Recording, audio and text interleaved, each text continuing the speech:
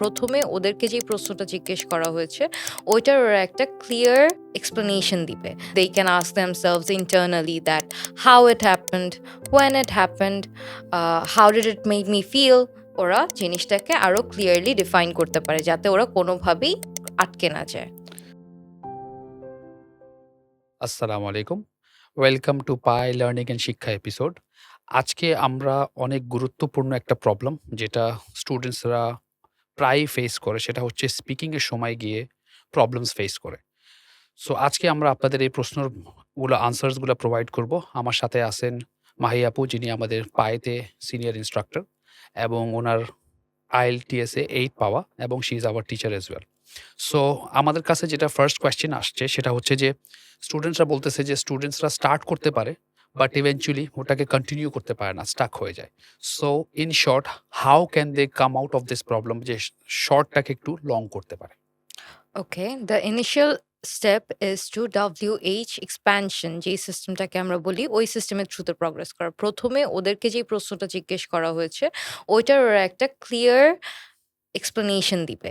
তারপরে আস্তে, আস্তে ওই সেইম টপিকটা অনুযায়ী আর কি প্রশ্ন করা যেতে পারে। Suppose they can ask themselves internally that how it happened, when it happened, how did it make me feel। ওই জিনিসটার সাথে রিলেট করে ওরা এই ধরনের কোয়েশ্চেন দিয়ে আস্তে, আস্তে নিজেদের অ্যান্সার গুলো দিয়ে ওরা জিনিসটাকে আরো ক্লিয়ারলি ডিফাইন করতে পারে যাতে ওরা কোনোভাবেই আটকে না যায়।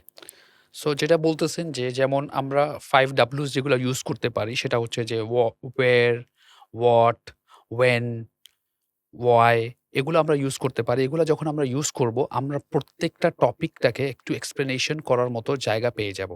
ফর এক্সাম্পল, যদি আমরা একটা ওয়ার্ড ইউজ করি বা একটা টপিক থাকে, what is your favourite food? তখন আমি যদি বলি my favourite food is biryani. তো এখন এটা বিরিয়ানির সাথে বলতে পারি, হোয়াট এর সাথে আমরা কি চিকেন বিরিয়ানি হতে পারে, বিফ বিরিয়ানি হতে পারে। ওয়াই হতে পারে, ইট মাইট বি বিকজ আমার একটা বিয়েতে গিয়েছিলাম, এখানে অনেক ভালো খেয়েছি, বিরিয়ানি খেয়েছি, and that is how you can actually expand your answers in a bit.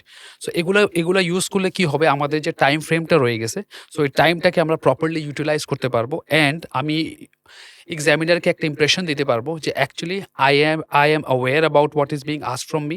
আমি জানি আমাকে কি আনসার করতে হবে।